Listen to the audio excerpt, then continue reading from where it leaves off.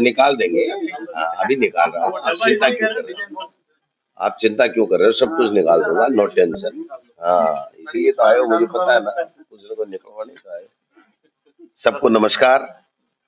सबसे पहले तो हम लोग 9 बजे यहाँ से निकलने वाले थे, आप लोगों को सूचना थी तो थोड़ा हम लेट आए, इसके लिए माफी चाहते हैं। तो हम लोग 1 तारीख से हमने एक अभियान प्रदेश कांग्रेस कमेटी की तरफ से चलाया है कि हमारे प्रभारी आदरणीय सुखजिंदर रंधावा साहब के निर्देश पर कि जो भारत जोड़ो न्याय यात्रा हमारे नेता राहुल गांधी जी कर रहे हैं और जिन 5 मुद्दों को लेकर के कर रहे हैं, उन मुद्दों पे हम सभी 25 लोकसभा क्षेत्रों में जाएंगे। 1 तारीख से हमने बीकानेर से हमारा ये कार्यक्रम की शुरुआत की है और अभी बीकानेर के बाद में हम लोग बाड़मेर लोकसभा क्षेत्र में गए। आज हम नागौर जा रहे हैं, फिर हम चूरू जाएंगे, फिर हम झुंझुनू जाएंगे, फिर सीकर जाएंगे, फिर जयपुर ग्रामीण। ये जो 5 मुद्दे हैं, युवा, महिला, रोजगार, श्रमिक, भागीदारी, ये 5 मुद्दे हैं। देश में 10 साल से मोदी जी की सरकार है, एनडीए की सरकार है। जो वादे 10 साल पहले इन्होंने देश की जनता से किया था, उन वादों में से एक भी वादा उन्होंने आज की तारीख तक पूरा नहीं किया।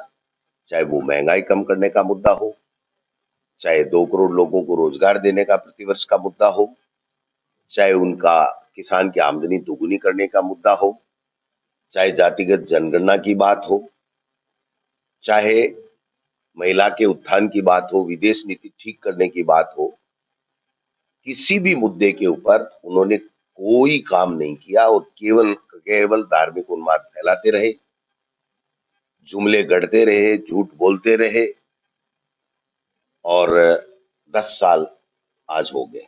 अभी राजस्थान के अंदर 5 साल हमारी सरकार थी, एक से बढ़कर के एक योजनाएं हमारी सरकार ने दी।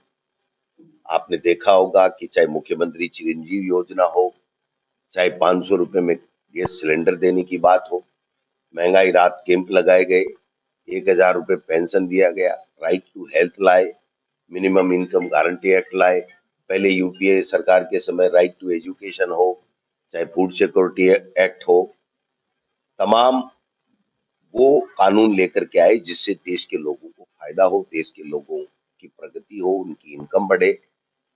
जो भूमि अधिग्रहण बिल था वो भी सर्वसम्मति से लाए। ये काले कानून 3 लेकर के आए जिससे 700 किसान शहीद हो गए और 15 महीने तक उनको संघर्ष करना पड़ा। एमएसपी की बात करने वाले एमएसपी भी नहीं लेकर के आए। कुल मिलाकर के जो हमारी यूपीए सरकार थी उसकी 10 साल की तुलना अगर हम आज एनडीए सरकार मोदी जी की सरकार से करें तो उनका काम जीरो है। और अभी जो तानाशाही चल रही है, जो ईडी, इनकम टैक्स, सीबीआई का दुरुपयोग जो चल रहा है, जिस प्रकार से नफरत का माहौल पूरे देश में चल रहा है, तो उससे सब लोगों को सोचने पे सब लोग मजबूर हो गए कि ये हो क्या रहा है, इनको बनाया क्या था, बन क्या गए। हमारे देश का लोकतंत्र विश्व में सबसे अच्छा लोकतंत्र माना जा रहा है और आज वही हिंदुस्तान में केवल ये पूछने पे कि हम पे हमला क्यों हुआ लोकसभा के अंदर, राज्यसभा के अंदर और आगे नहीं हो, ये कौन लोग थे, इनकी जांच कौन करेगा और आगे ऐसी घटना नहीं घटे, ये पूछने पे 150 सांसदों को बाहर निकाल दिया गया कि आप बोल नहीं सकते। 18 कानून पारित करा लिए, वो भी वो कानून पारित करा लिए जिसको जो ड्राइवरों के जो सजा का प्रावधान और उसको वापिस उनको स्थगित करना पड़ा। तो आप समझ सकते हैं कि बिना चर्चा कानून पारित कर रहे हैं, सबको डरा रहे हैं, सरकारें गिरा रहे हैं। अब आज बताओ हेमंत सोरेन कि आप चुनाव आ गए लोकसभा इसलिए, वरना तो कब से ही चल रहा है ये मामला। अगर कुछ था तो पहले कर देते। केजरीवाल को नोटिस दे रहे हैं, राजस्थान में घूम ही रहे हैं, फेरी लगा ही रहे हैं। तो सवाल ये है कि क्या 6587 मुकदमे ईडी में है? क्या भारतीय जनता पार्टी का कोई नेता या एनडीए में बैठे हुए कोई घटक दल के नेता के खिलाफ कोई मुकदमे नहीं है? 70% से 72% के लगभग उन लोगों के खिलाफ मुकदमे हैं, उनमें एक में नोटिस जारी नहीं। आज मैंने एक अखबार में कार्टून देखा था, शायद कल का था, कि वो इतना साइकिल पे लेके जा रहा था तो कोई बाबा ने पूछा कि क्या अखबार कौन सा है, बोली अखबार नहीं, आजकल मुझे टेंडर मिल गया ईडी के नोटिस बांटने का। तो ये स्थिति इस देश में हो रही है। तो आपको और हमको सबको समझना पड़ेगा। आप बहुत अच्छे लोग हो, बहुत अच्छी मेहनत करते हो, अच्छी यहाँ से लेकर के जाते हो, कलेक्शन लेते हो, लेकिन आगे क्या चलेगा आप में से कोई नहीं कह सकता। अगर वो कांग्रेस के खिलाफ है, इंडिया अलायंस के खिलाफ है, तो यूं मान लो आप नहीं भेजोगे तो मंगा के चलवा देंगे, और अगर उनके खिलाफ है आप कुछ भी भेज देना, वो नहीं चलेगा। तो मीडिया स्वतंत्र नहीं रहा, जो संवैधानिक संस्थाएं हैं, चुनाव आयोग हो, कोर्ट हो, वो स्वतंत्र नहीं रहे, उनके ऊपर भी एक तरीके से कब्जा हो गया। आप बताओ, हमने जो यूपीए सरकार के समय जो कानून लेकर के आए, वो जिस दिन राष्ट्रपति के साइन हो गए वो सब कानून प्रभावी हो गए। ठीक है, महिला आरक्षण हम पास नहीं करा सके, इन्होंने कराया। आप में से एक भी भाई मेरे को बता दे, कोई किसी से पूछ के, कि ऐसा कोई देश में कहीं कानून बना है कि जिसका अता पता नहीं कब लागू होगा, राष्ट्रपति के साइन के बाद में भी। राष्ट्रपति ने साइन करके उसको कानून बना दिया, वो कानून बनने के बाद में अभी पता नहीं है कब लागू होगा, कब जनगणना होगी, कब डिलिमिटेशन होगा, कब महिला आरक्षण लागू होगा नहीं होगा। एक साथ चुनाव का राह गल्पा दिया, तो नई नई चीजें ला करके और लोगों को मुद्दों से ध्यान भटकाने का ये लोग काम कर रहे हैं। राजस्थान में 2 महीने सरकार हो गए बने हुए, आप बताओ जी। लोग कहते हैं आप इनको पर्ची सरकार क्यों कहते हो, ये पर्ची से निकली है भाई साहब। जनता चाहती थी क्या? एक आदमी ने कभी, मीडिया के भाई ने या किसी व्यक्ति ने कभी ये दिमाग में रखा था इस बात को लेकर के कि भजन लाल जी शर्मा मुख्यमंत्री बनेंगे इसलिए मैं वोट कर रहा हूं? एक आदमी का नाम बता दो मेरे को। भजन लाल जी का कोई एमएलए, भजन लाल जी खुद को भी पता नहीं, पीछे की लाइन में बैठे थे और 1 घंटे पहले भोजन और टेंट की व्यवस्था संभाल रहे थे। वो उसको भी कह रहे हैं कि नहीं साहब देखो हमने ऐसा कर दिया। भाई कर दिया, अच्छी बात है, मुख्यमंत्री बन गए, हमारे सबके मुख्यमंत्री हैं, 5 साल उनको आप उस कुर्सी पे विराजमान रखो, हम ये चाहते हैं, उम्मीद करते हैं। सवाल ये है कि क्या जनता ने इस बात के लिए मैंडेट दिया था? क्या जनता को जो चेहरा आपने दिखाया, जनता को कहा मोदी जी के नेतृत्व में हो रहा, तो मोदी जी को बनाओ मुख्यमंत्री पे। आप गजेंद्र सिंह जी इधर मुख्यमंत्री बन रहे थे, तो नहीं बन पाए।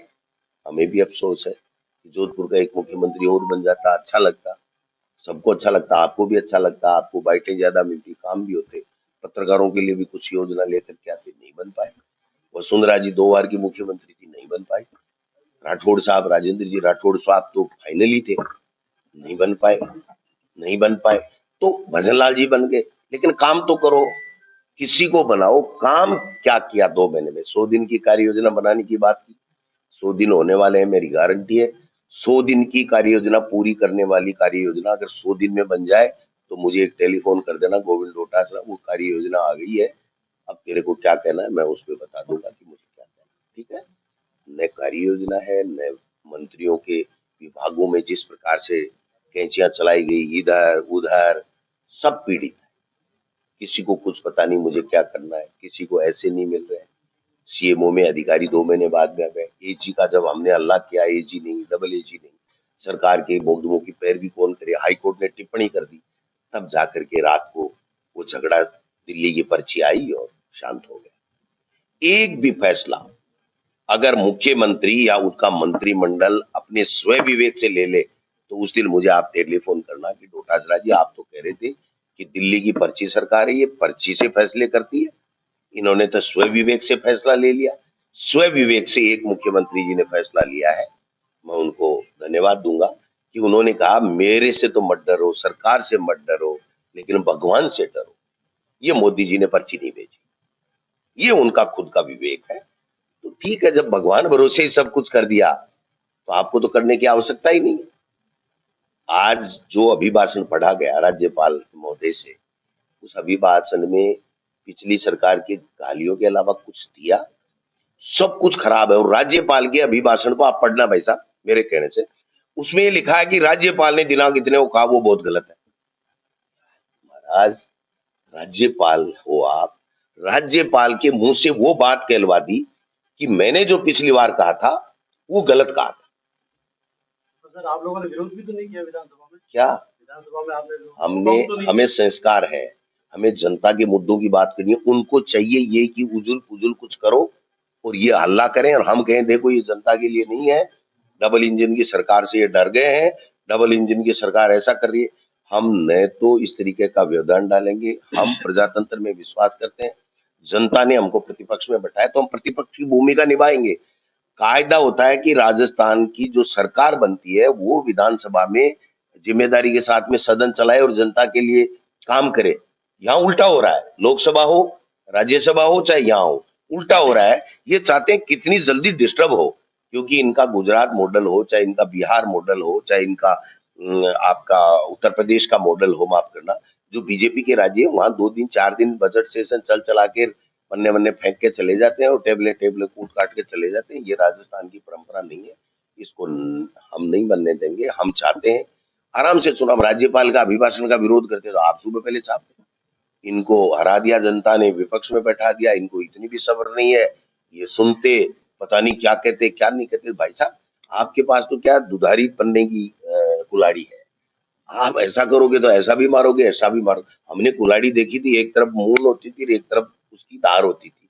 अब इन्होंने बीजेपी वालों ने पता नहीं किस किस को दे रखी है दुधारी, वो दे रखी है कि इधर से भी मारो, ये अगर करें तो ऐसा कर दो और ये नहीं करे तो ऐसा कर दो। तो इसलिए मैं तो ये कहता हूं कि इस राजस्थान की जनता के लिए जो सरकार बनी है वो काम करे और ऐसी लोकप्रिय योजनाएं लेकर, हम नहीं लेकर के आए, उनसे अच्छी लेकर के आए। 5,000 राजीव मित्रों को इन्होंने फेंक दिया बाहर की, जाओ अरे नाम बदल दो। अच्छा एक बात बताइए साहब, वो कहते हैं कि वो तो कांग्रेस के लोग थे, मान लिया, तो जो अधिकारी 5 साल हमारे साथ अच्छे पोर्टफोलियो संभाल रहे थे, अच्छा काम कर रहे थे, क्या उनको उन्होंने नहीं रख रखा है?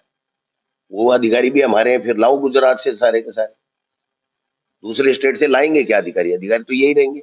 आज किसी आदमी को जो सीएमओ में काम कर रहा था उसको आप मतलब 500-600 किलोमीटर दूर भेज रहे हो, वहां भी तो वो सरकार का ही काम कर रहा है, आपके निर्देशों की तो पालना करेगा। तो ये कौन सी परंपरा डाल रहे हैं? आज तक ऐसा नहीं हुआ भाई साहब।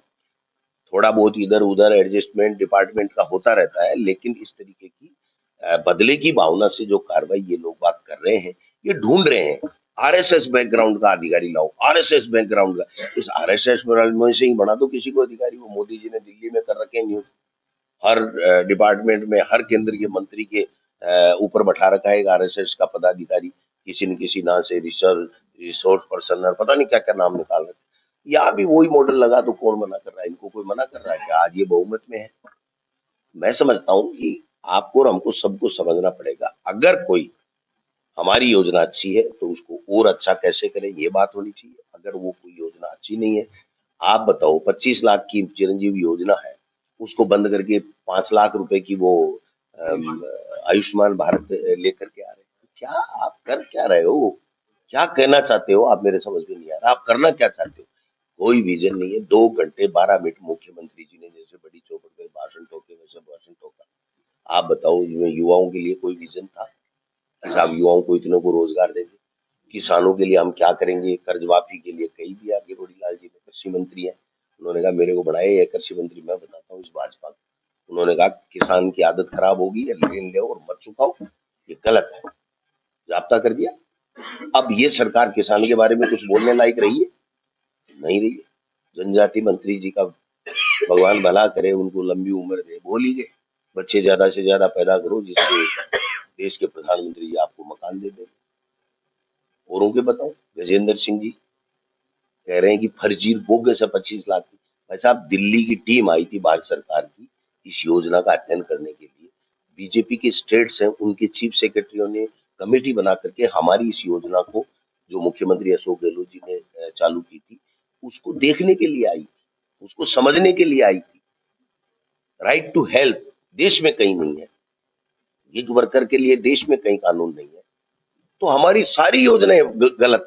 हमने जितने 5 साल में काम किए वो सब घोटाले, और ये भजन करने आए भगवान का कि हम तो कोई घोटाला नहीं करेंगे, करेंगे उसको जेल में डाल देंगे। अब ये रोजाना तरह तरह के आरोपबाजी कर रहे हैं, ये हो गया वहां घोटाला हो गया, ये घोटाला हो गया, ये घोटाला हो गया। तो भाई तुम्हारे पास सरकार है, चिल्ला क्यों रहे हो? अब तो आप जांचे वांचे करो, जो दोषी है उसको अंदर करो।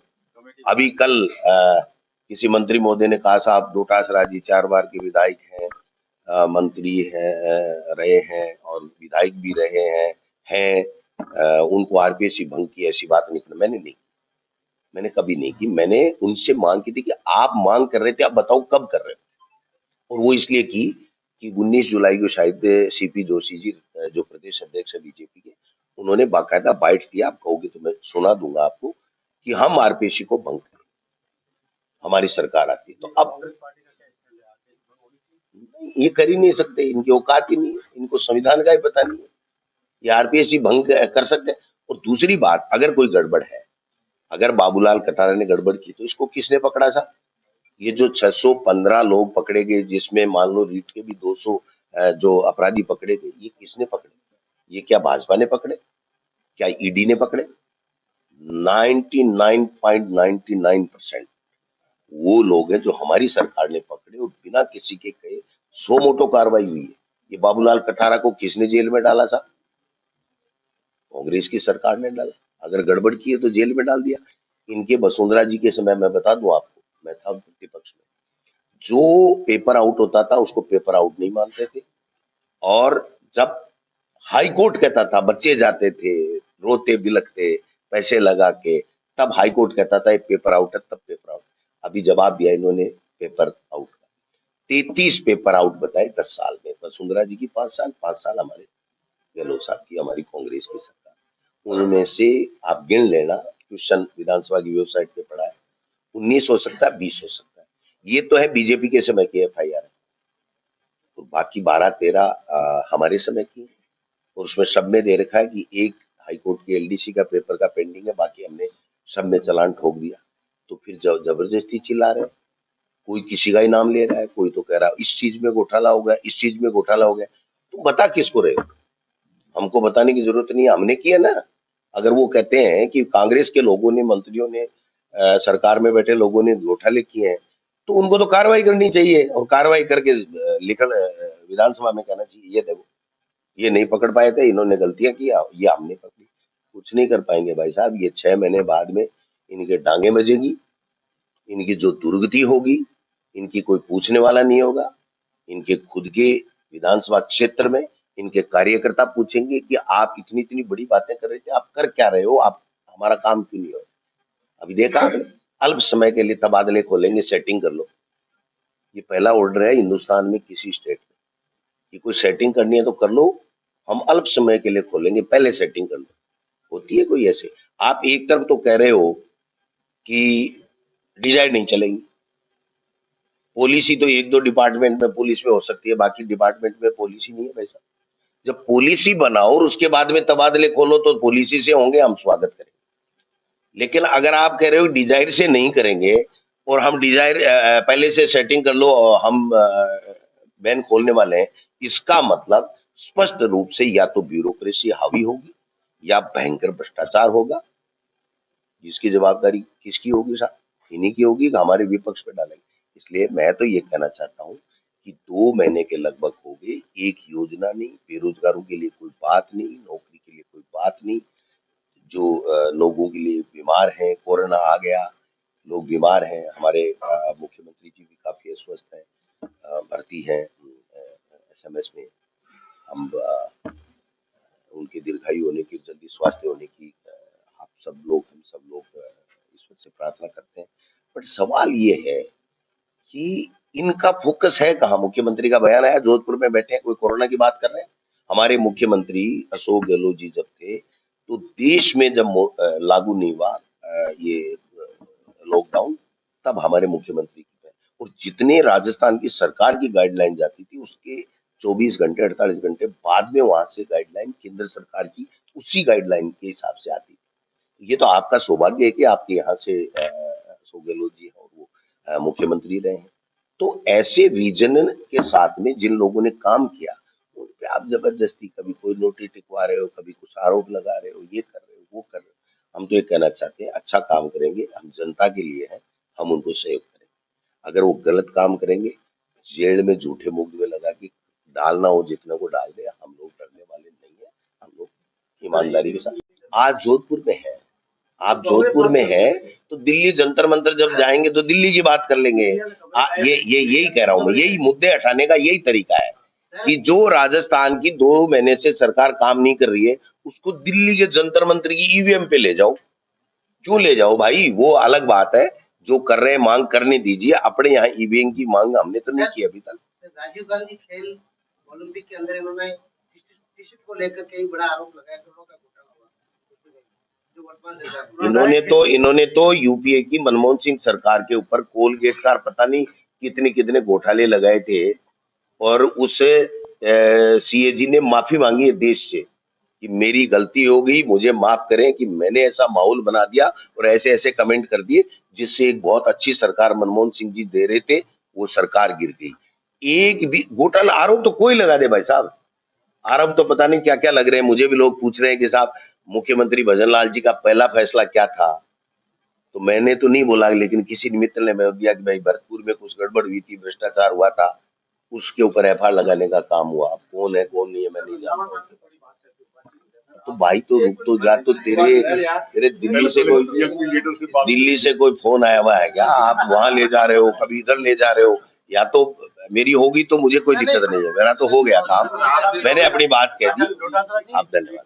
विधानसभा चुनाव में हार हुई कांग्रेस की, क्या मुख्य वजह नहीं है? और अब लोकसभा चुनाव है, कितनी चुनौती हार होती है भाई साहब, राज चला गया 39% वोट आके, है ना। थोड़ा बहुत हम ठीक कर लेते तो जनता मन बना के बैठी थी कांग्रेस की सरकार लाने का। चूक जो भी हुई है हम लोगों से ही हुई है, कोई दूसरे को, हम जनता को दोष नहीं दे रहे। और जनता आज भी मन बना के बैठी है कि 10-15 सीटें आराम से यहाँ लोकसभा से कांग्रेस को देंगे। तो इसके लिए हम लोग जागरण कर रहे हैं, मुद्दे की बात कर रहे हैं, कार्यकर्ताओं में उत्साह का संचार कर रहे हैं, मिल रहे हैं, आप लोगों से मिल रहे हैं।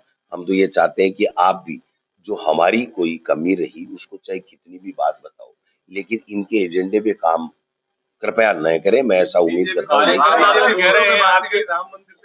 हाँ, उनके पास कोई काम ही नहीं है भाई साहब। राम मंदिर ना, नहीं ऐसा नहीं, मैं तो कह रहा हूँ, नहीं मैंने कहा उम्मीद करता हूँ कि हमारी, नहीं मेरी यहाँ नहीं हो रही है, आप समझो बात को, मीडिया हाउस की बात कर रहा हूँ मैं। आप तो अच्छा लगे, मैंने तो शुरुआत ही आपसे की है कि आप बहुत अच्छा कंटेंट लेके जाते हो, लेकिन वो चलवाने नहीं देते हैं।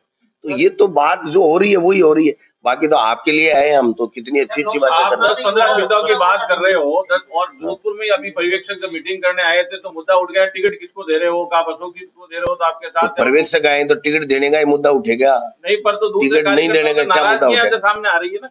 ये तो राजनीति में चलता है भाई, कोई कहेगा इसको दो, कोई कहेगा इसको दो, कोई कहेगा इसको दो, तो चलता रहता है। लोकसभा चुनाव में युवाओं को कितना महत्व देंगे? बहुत अच्छा देंगे, विधानसभा में बहुत अच्छा देंगे।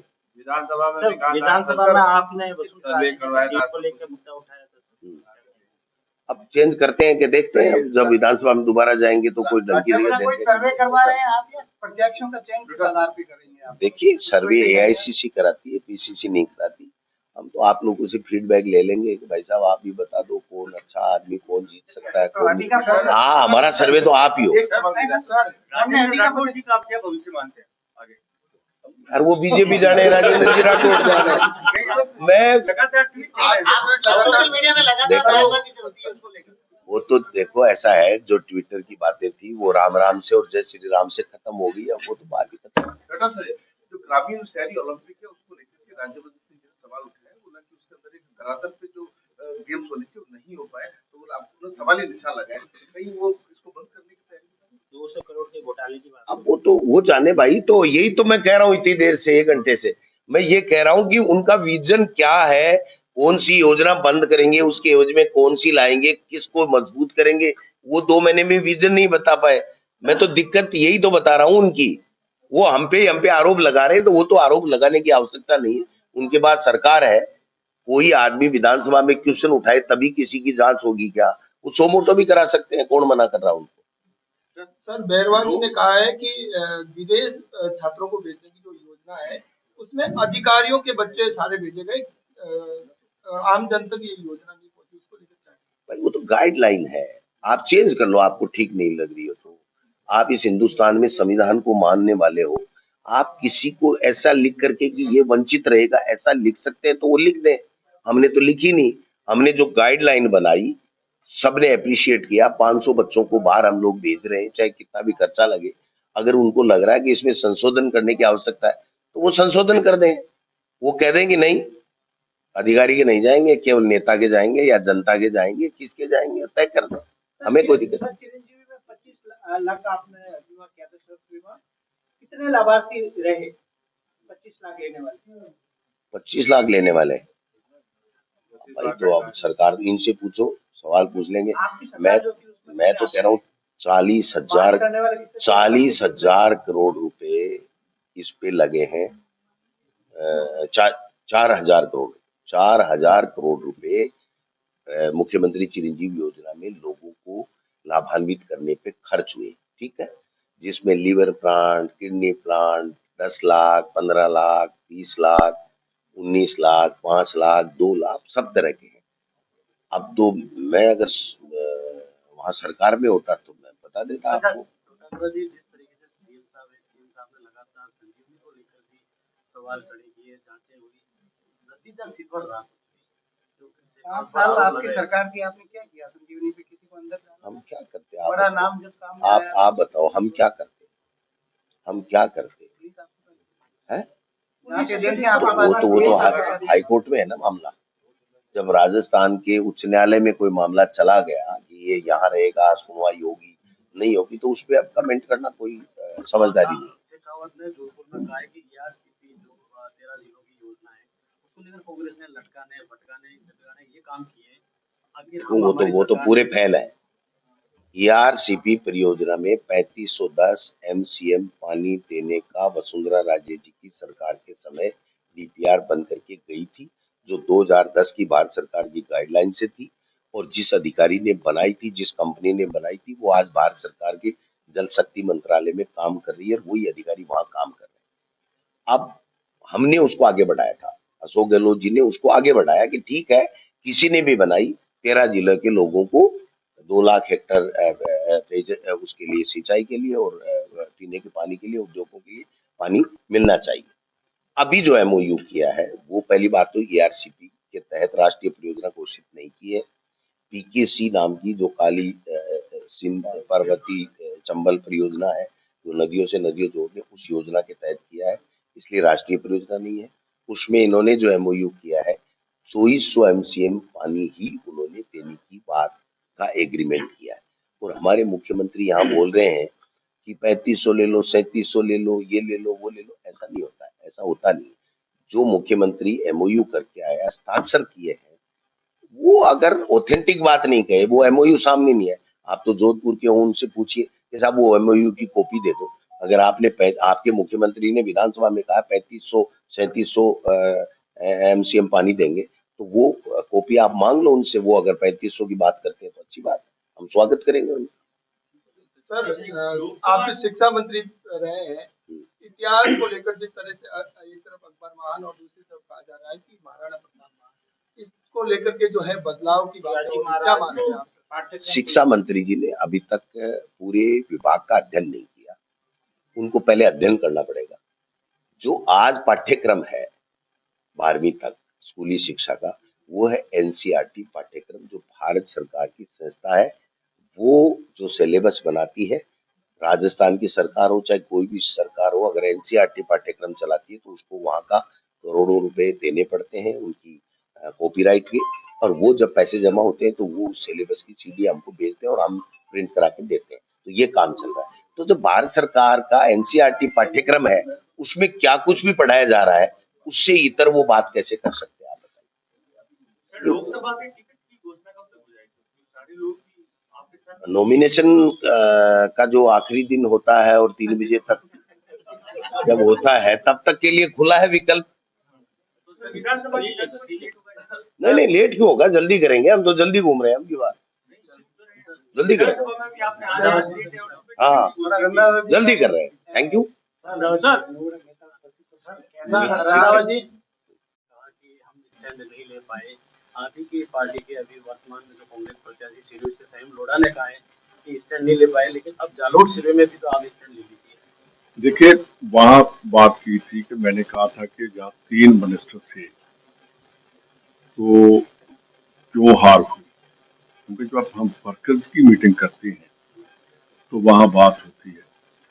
तो उसमें कहा था कि स्टैंड इसलिए नहीं ले पाए कि हमें कांग्रेस में, जैसे उन्होंने किया कि कांग्रेस में हम नई ऊर्जा पैदा करेंगे। अब तीनों इसलिए घूम रहे हैं कि कैंडिडेट्स हमें एक ही नहीं चाहिए, 5 से हमारे साथ साथ एक और कैंडिडेट खड़ा होना चाहिए, कि ये नहीं है तो वो दूसरा आएगा। वो हम बात लेकर चल रहे हैं कि हमने स्टैंड लेंगे। हमने उसमें एक और बड़ी बात है, मैं और दोनों प्रेसिडेंट, मैं इंचार्ज था, ये अध्यक्ष, जो हार है वो हमारी दोनों की जिम्मेदारी है। मैंने आज इंचार्ज, हमने CWC में भी कहा और जहाँ भी कहते हैं कि प्रेसिडेंट और कांग्रेस का जो इंचार्ज होता है उनकी जिम्मेदारी बनती है कि कैसे पार्टी को जिताना है, कैसे करना है। उसमें हमारी गलती है, जो हम चेंजेस करना चाहते थे वो नहीं कर पाए, जो नहीं कर पाए आगे ठीक करेंगे, ये हमारा कहना है। सचिन पायलट जी का क्या रोल है? कोई बड़े चेहरे पदाधिकारी है? आपको क्या लग रहा है क्या रोल रहना चाहिए? ये हमारे नेता है, छत्तीसगढ़ के इंचार्ज है, जनरल सेक्रेटरी है, CWC मेंबर है, तो क्या रोल रहना चाहिए आप बताओ। लोकसभा चुनाव नजदीक है, मेरी बात सुनिए, 1 मिनट मैं पंजाब का रहने वाला हूँ, तो मेरे को पंजाब वाले पूछेंगे कि आपका क्या रोल होगा। मेरा रोल तो एज ए हाईकमांड का जो होगा वही होगा, और हम कांग्रेस के सिपाही हैं। मैं पंजाब में भी वैसे ही काम करूंगा। हम जब जाता हूँ मैं पंजाब में सबसे ज्यादा मैं ही बोलता हूँ। तो इसलिए ये मेरा ख्याल कि आप भटकाने की बात कर रहे हैं कि मैं राजस्थान का इंचार्ज हूँ और पंजाब में जाकर आप देखिए कि सबसे ज्यादा मैं बोलता हूँ और सबसे ज्यादा भगवंत मान की सरकार को क्रिटिसाइज करते हैं। ये इसमें हमारा कोई नहीं है, जो हम हाईकमांड में आ जाते हैं हमारा एक कर्तव्य बन जाता है कि हम पार्टी को कैसे आगे लेकर पंजाब में कितनी सीटों पर चुनाव लड़ेगी आप? जो पार्टी, हम तो कांग्रेस है, हम सभी सीटों पर लड़ेंगे। अगर एक बढ़ भी जाएगी उसके ऊपर भी कैंडिडेट खड़ा करेंगे। आप बड़े चेहरे भी इस बार चुनाव लड़ेंगे? हाँ? बड़े चेहरे भी इस बार चुनाव लड़ेंगे? नए जो भी लड़ेगा अगर वो उनका बड़ा ही मन होगा, करेगा जरूर लड़ेंगे। जो लड़ेगा वो बड़ा ही होगा, तभी तो लोकसभा लड़ेगा। कांग्रेस जैसी पार्टी मैं कह रहा हूँ जो लड़ेगा वो बड़ा ही होगा, नहीं तो लोकसभा कैसे लड़ेगा बताओ। मेरी बात सुनिए, ये तो पुराना भी चलता रहा है। जब कांग्रेस पूरी पावर में थी तो उस टाइम भी हमारा अलायंस हुआ करता था, ऐसी कोई बात नहीं है। इस टाइम देश की बात करने की जरूरत है। आप जहाँ बैठे हैं, कभी अध्यक्ष जी ने बहुत कुछ कहा। एक मेरे को बात बताइए कि आज भूटान के बराबर हमारी करेंसी है, वो आपने कभी हमसे क्वेश्चन पूछा कि देश की इकोनॉमी का क्या हाल है? आप बिल्कुल नहीं पूछते कोई भी। आपने कभी पूछा? मैं 1 मिनट, मेरी बात सुन लीजिए। आपने एक नहीं क्वेश्चन किया, मैंने आपको किया है। आपने कभी नहीं पूछा कि देश की बाहरली कंट्रियों का क्या खतरा है? कभी पूछा आपने? चाइना कहाँ आ गया? पाकिस्तान क्या कर रहा है? सर एक सवाल शुरुआत में आप ही करते हैं, शुरुआत नहीं, शुरुआत आप ही ने की थी। इन्होंने जो की, आपका आपने देखिए बहस करने के लिए आप क्वेश्चन करिए, आप क्वेश्चन करिए, आप क्वेश्चन करिए। आपको अच्छी लगे वो छात्र, और जो छात्र जो नहीं अच्छी लगती, पठान के बराबर सुनिए, किसानों की MSP के ऊपर कुछ किया? 11 तारीख को किसान फिर दिल्ली का घेराव करने के लिए जा रहे हैं। क्या बोले, कोई किसानों की आमदनी के बारे में बजट में आया कि दुगनी करेंगे? ये जो इन्होंने कहा था 2 करोड़ हम युवाओं को नौकरियां देंगे, आज तक 10 साल में 20 करोड़ बढ़ने चाहिए थे, उसको घटाकर कह दिया अब हम 50 लाख देंगे। वहाँ नरेगा का क्या किया? 1 पैसा नहीं बढ़ाया। पेंशन का जो 1 रुपया नहीं बढ़ाया। तो ये क्या मुद्दे की बात कर रहे हैं ये लोग, मुद्दे की बात करें। अब हमारे CRP लीडर हैं, बात नहीं।